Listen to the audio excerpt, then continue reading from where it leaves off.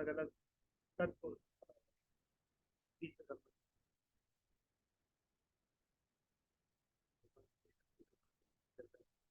कल हमने भगवान प्रभु जी साउंड नहीं आ रहा, कूलर पंखा चल रहा है ना। उससे संबंधित लोग चर्चा की। तो विभूति वाले सारे श्लोक की किस तरह भगवान का ऐश्वर्य है, और भगवान का ऐश्वर्य जानने से हमारा भगवान का यूटिलिटी आता है, और भगवान को हम निर्भर कर पाते हैं, स्मरण कर पाते हैं, विभूति जानना आवश्यक है। इसके बाद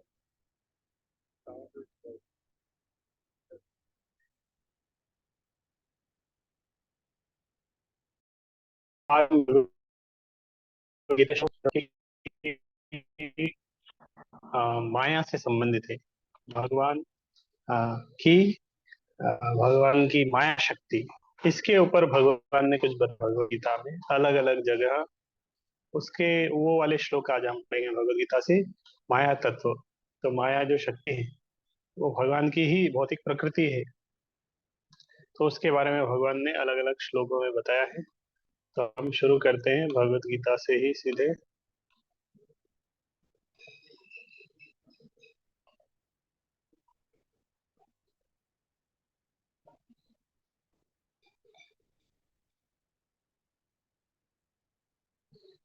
तो एक 7.14 श्लोक से हम शुरू कर रहे हैं। 7.14। तो इसमें भगवान सीधे माया के बारे में बता रहे हैं। देवी शक्ति बोलो, देवी ही ऐसा गुणमयी मम माया दुरत्यया मामेव ये प्रपद्यन्ते माया में ताम तरन्ति ते। तो ये माया शक्ति ने सब जीवों को सब जीवों को कवर करके रखा है, इल्यूजन में रखा है, कि लोग समझ नहीं पा रहे हैं कि वास्तविकता क्या है, भगवान को नहीं समझ पा रहे, अपनी वास्तविक स्थिति को नहीं समझ पा रहे। इस भौतिक जगत में जन्म मृत्यु के सर्कल में आ, सब जन्म मृत्यु के चक्कर में अटके हुए हैं, माया शक्ति के द्वारा भूल गए हैं।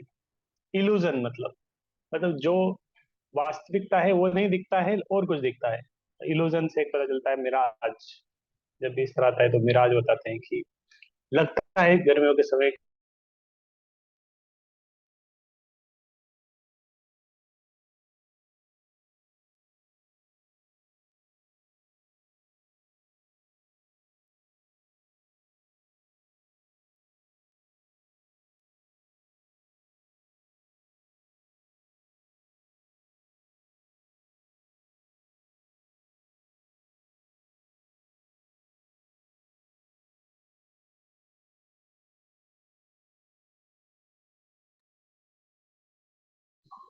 भगवान ने बताया कि ये देवी शक्ति, ये मेरी शक्ति है, मम है।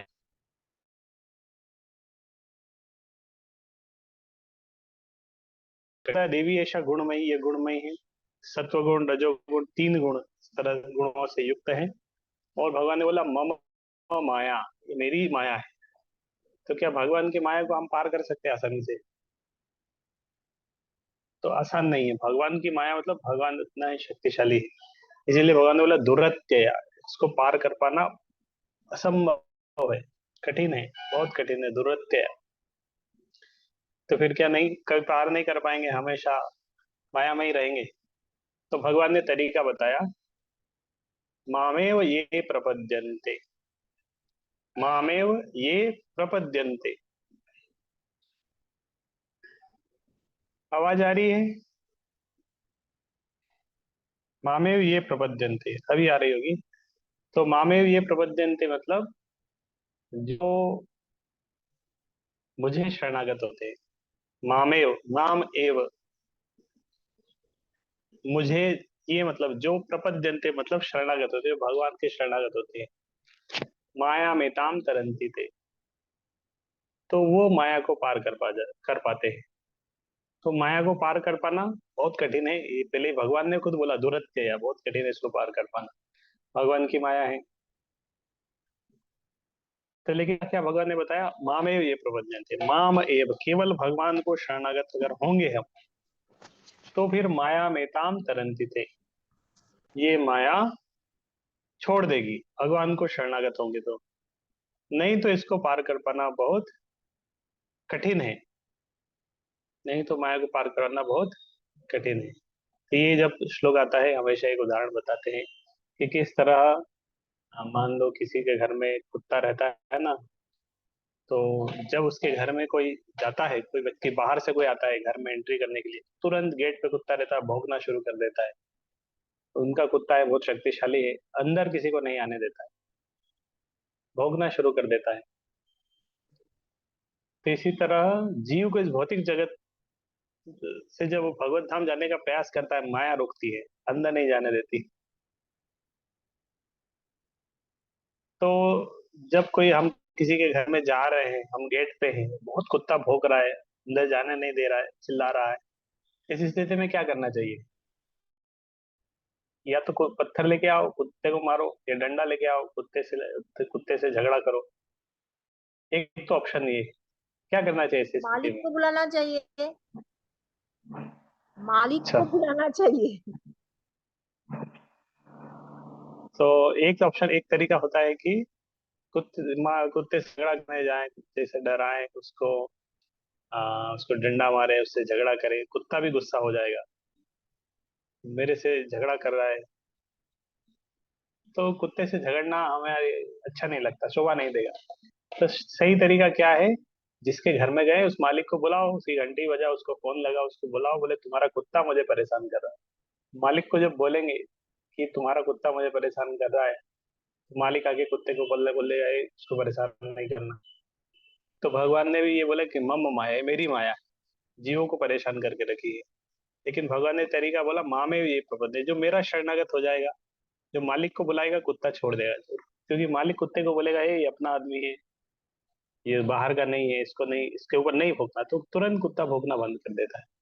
तो जब व्यक्ति भगवान को शरणागत हो जाएगा, भगवान की भक्ति करेगा, तो माया माया छोड़ देती है, नहीं तो माया आसानी से छोड़ती नहीं। तो इस तरह ये भगवान की देवी शक्ति है।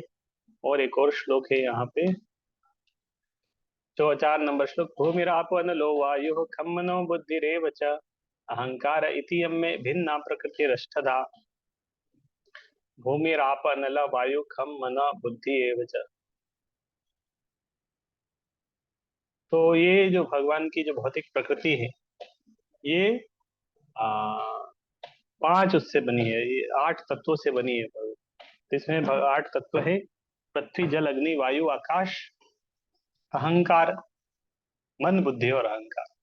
इससे ये भौतिक प्रकृति, भौतिक जगत के सारे तत्वों का की रचना हुई है। सारे तत्व इसी 8 तत्वों से बना है, पृथ्वी जल अग्नि वायु आकाश मन बुद्धि अहंकार।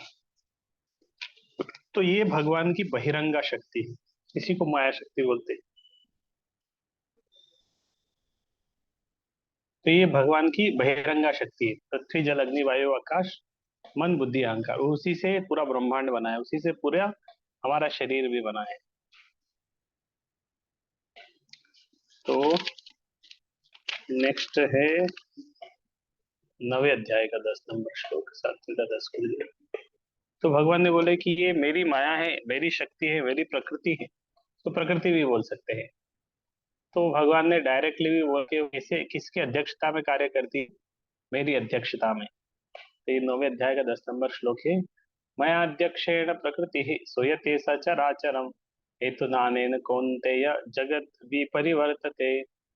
मया अध्यक्षेण प्रकृति, ये मेरी अध्यक्षता में कार्य करती है। तो भगवान बोले कि ये जो भौतिक शक्ति है, भौतिक प्रकृति है, देवी शक्ति है, मेरी अध्यक्षता में कार्य करती है। तो भगवान की अध्यक्षता में कार्य करती है, अपने स्वतंत्र नहीं है, भगवान की अध्यक्षता में कार्य कर रही है। और इस तरह चर अचर सारे जीवों की सृष्टि कर रही है। पूरे ब्रह्मांड में उनके कारण जगत भी परिवर्तित है, ब्रह्मांड बनता है बिगड़ता है, भगवान की शक्ति के कारण, भगवान की अध्यक्षता में ये सब हो रहा है। तो भौतिक प्रकृति जो माया शक्ति अकेले स्वतंत्र नहीं है।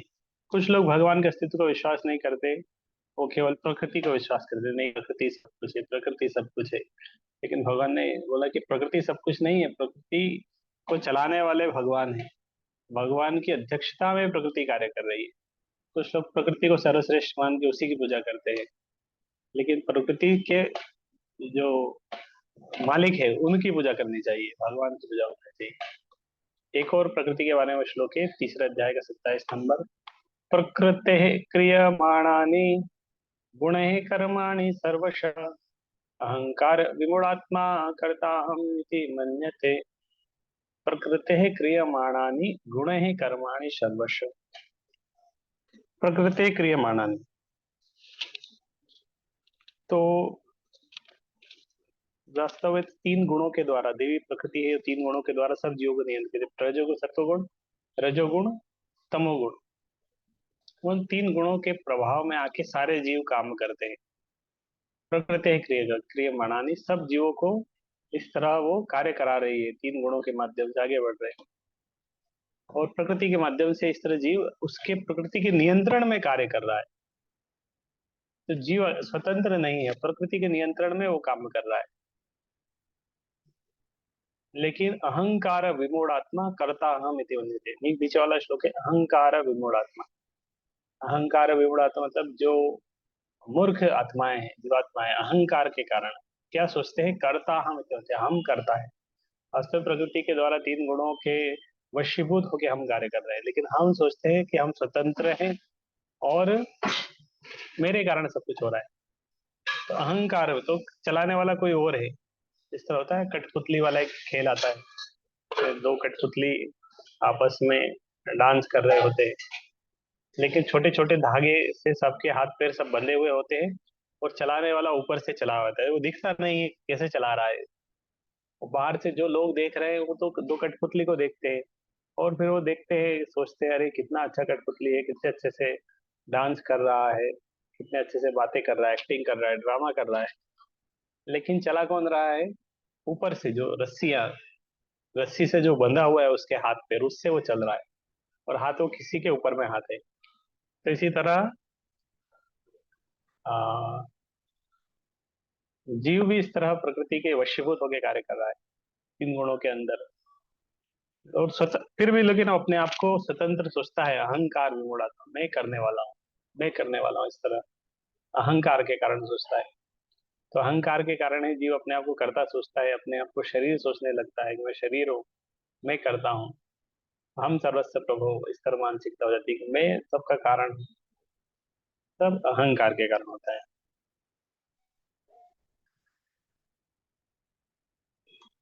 और एक श्लोक है भगवत तीसरे अध्याय का 42 नंबर श्लोक। तो इसमें किस तरह हमारे शरीर में कवरिंग है, क्योंकि पांच आठ तत्वों से, पृथ्वी जल अग्नि वायु आकाश मन बुद्धि अहंकार, इससे शरीर बना है। तो शरीर में किस तरह कवरी, इंद्रियाणी पराण्याहुर इंद्रिय परम मना। तो एक तो हमारे शरीर में इंद्रियां हैं जो एक्टिव है, आंख नाक कान जीवा त्वचा, इंद्रियाणी पराण्य इंद्रिय परम मन, और इंद्रियों के ऊपर में मन है, इंद्रियों के अंदर में मन है। मनसस्तु पराबुद्ध, मन के ऊपर बुद्धि है। और बुद्धे परतस्तु सह, बुद्धि से ऊपर क्या है, सह, सह मतलब वो, मतलब आत्मा। तो इस इंद्रियों के ऊपर मन, मन के ऊपर बुद्धि, बुद्धि के ऊपर आत्मा। एक रथ से इसको दर्शाते हैं ना कि हमारा शरीर एक रथ के समान है, उसमें घोड़े रहते हैं, घोड़े के ऊपर लगाम रहती है, लगाम किसी व्यक्ति के हाथ में रहती है, एक चलने वाला व्यक्ति रहता है। तो जो घोड़े हैं वो इंद्रियां हैं, घोड़ों की लगाम है वो मन है, और लगाम किसी के हाथ में रहती है वो है बुद्धि। और वो पूरा रथ हमारा शरीर पंच तत्वों वाला, ये सब भौतिक है, प्रकृति के द्वारा किया हुआ सृष्टि है। लेकिन मैं कौन हूँ, सह, सह मतलब आत्मा जो उस शरीर के अंदर में है। एक और श्लोक है, 5वें अध्याय का 22 नंबर श्लोक।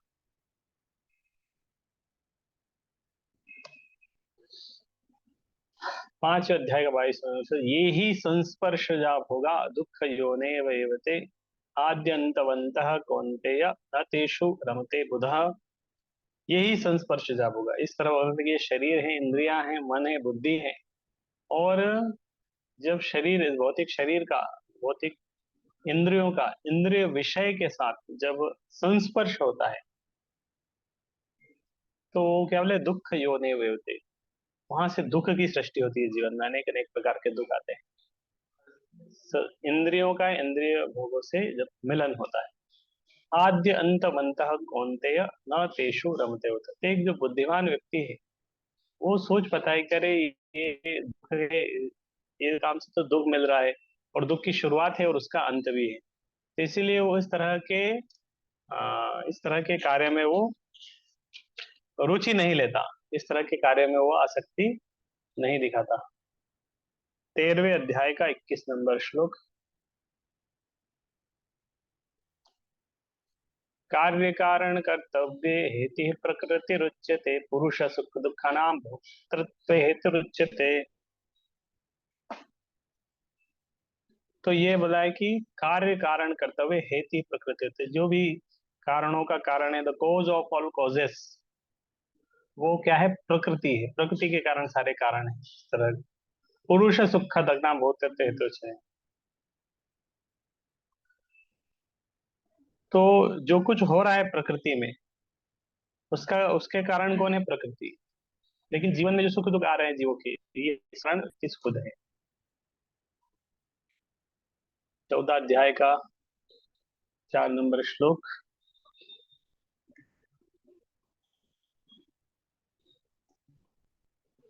सर्वयोनिषि कौन्तेयः मूर्तयः सम्भवन्ति यः, तासां ब्रह्म महत् योनिरहं बीजप्रदः पिता। तो ये भगवान ने अपनी स्त्री बोले कि अहम बीजप्रदः पिता, मैं सब जीवों का पिता हूँ। बीज प्रदान करने वाला, सीड, ओरिजिनल सीड भगवान से आता है। और माँ कौन है? प्रकृति, भौतिक प्रकृति। तो अहम बीज प्रदा पिता। तो वास्तव में ये बीज प्रदा प्रदान करना मतलब ये जो शरीर है, बीज प्रदान करने वाले मतलब ओरिजिनल जो हमारे जो पिता हैं। तो जो शरीर है ये भौतिक तत्वों से बना है। इसकी माँ कौन है? भौतिक प्रकृति, दुर्गा देवी। लेकिन आत्मा जो है वो भगवान का अंश है, वो पिता कृष्ण है। गीता वगैरह तो ममे वांशो जीवलोके, तो आत्मा भगवान का अंश है, शरीर भौतिक प्रकृति का अंश है। तो शरीर भौतिक प्रकृति के अंदर अभी हम हैं। तो इसके भौतिक प्रकृति के दृष्टि से अगर माता पिता देखेंगे तो आ, शिव जी हैं, शिव जी पार्वती जी। लेकिन आत्मा की दृष्टि से मेरा वास्तविक परिचय तो शरीर नहीं, आत्मा है, वो भगवान का अंश है। तो वो उस दृष्टि से पिता कौन है? वो कृष्ण है। 15वें अध्याय का 1 नंबर श्लोक। ऊर्ध्वमूलः अधः शाखम् अश्वत्थं प्राहुरव्ययम्, छन्दांसि यस्य पर्णानि यस्तं वेद स वेदवित्। तो यहाँ पे 15वां अध्याय, इसके शुरुआत में एक भौतिक जगत की तुलना करी है। भौतिक जगत को एक अश्वत्थ, बरगद के पेड़ से तुलना किया है कि उसका पेड़ ऊपर रहता है, उससे नीचे जड़ें आती है। तो जड़ नीचे है और जड़ ऊपर है और पेड़ नीचे की तरफ, इस तरह होता है ना। उसमें ऊपर भी जड़ें निकल के आ जाती है, तो ऊपर में जड़ें हैं, नीचे में पेड़ है। ऊर्ध्व मूल, ऊर्ध्व मूल मतलब जिसका शुरुआत ऊपर से हुआ है। अधः शाखा, शाखाएं उसकी नीचे है। अश्वत्थ वृक्ष इस तरह है। तो भौतिक प्रकृति की तुलना किया कि ये अश्वत्थ वृक्ष के समान है। इसका इसका शुरुआत ऊपर से इसकी सृष्टि हुई है, नीचे में ये भौतिक जगत रूपी वृक्ष पूरा फैला हुआ है। सृष्टि कहाँ हुआ है? सबसे ऊपर, ब्रह्मा जी के लोक से। उन्होंने इस तरह पूरा भौतिक ब्रह्मांड का ऊपर से, जो नीचे के सारे लोक है, जो 14 प्लेनेटरी सिस्टम, और उसके अंदर अलग अलग शाखाएं हैं, अलग अलग जीव हैं, सबकी सृष्टि हुई। तो ये 15वां अध्याय के शुरुआत के 2 3 4 श्लोक भौतिक जगत की तुलना किया गया है अश्वत्थ वृक्ष से, और उससे संबंधित इसमें कुछ श्लोक आते हैं। 8वें अध्याय का 15 नंबर श्लोक।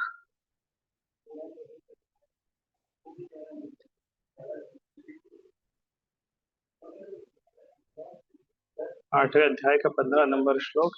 इसमें भगवान भौतिक जगत के बारे में बताते हैं कि भौतिक जगत क्या है, इसकी स्थिति, ये किस तरह आ, दुख देने वाला है।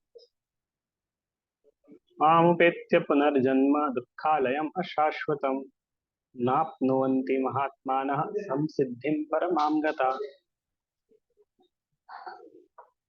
तो माम उपेत्य पुनर्जन्म, भगवान बोले माम उपेत्य, जो मेरी जो मुझे प्राप्त कर लेते हैं वो पुनर्जन्म, उनका पुनर्जन्म नहीं होता।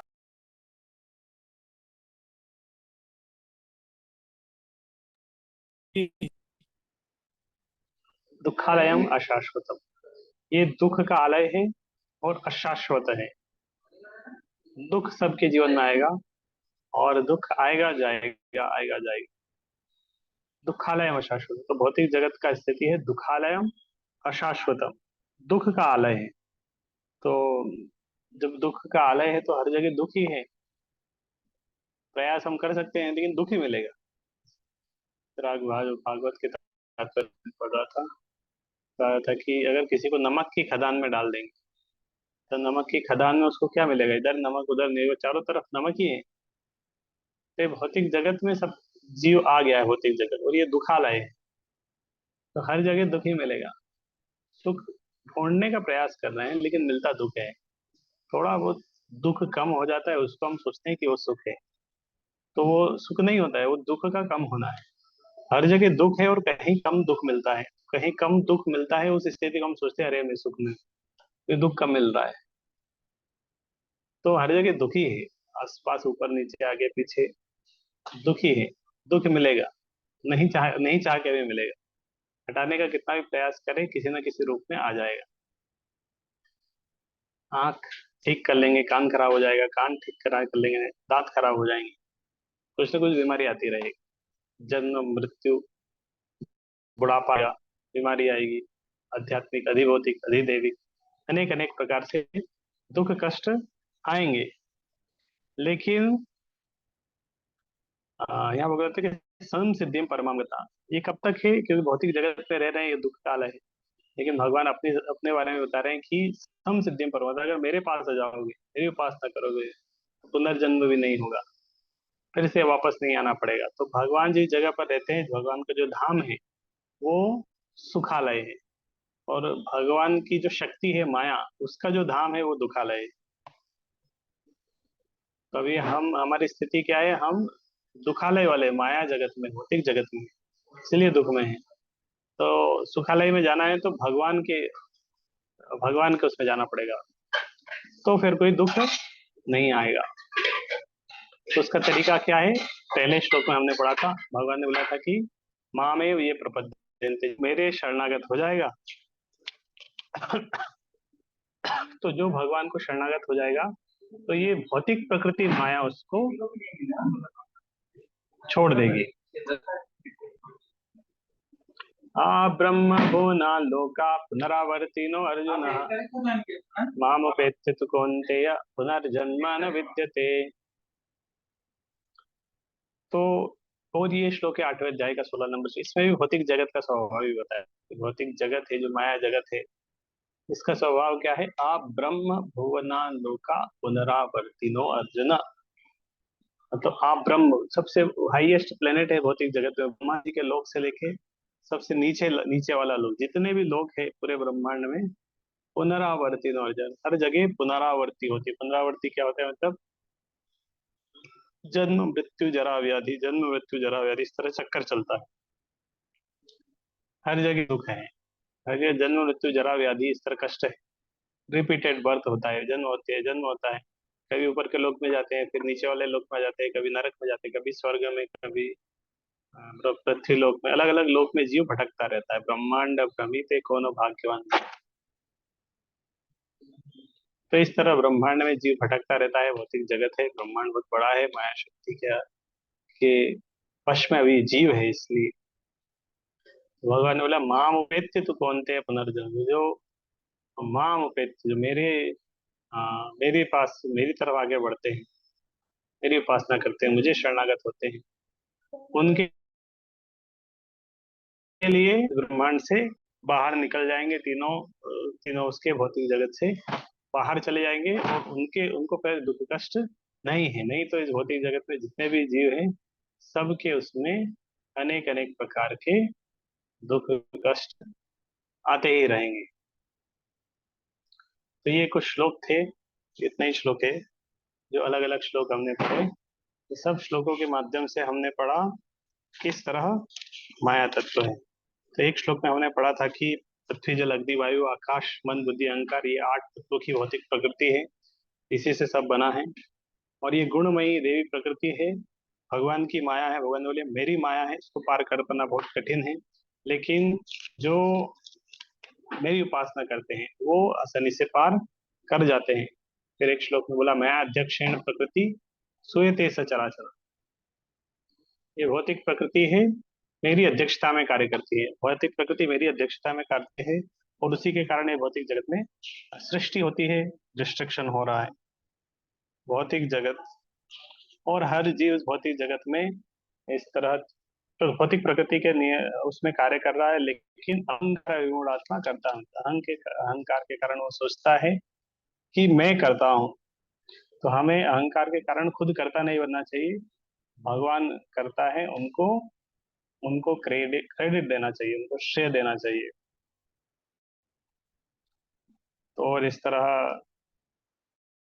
बताया था, इंद्रियां हैं, उसके ऊपर मन है, उसके ऊपर बुद्धि है, फिर शरीर है, फिर आत्मा है।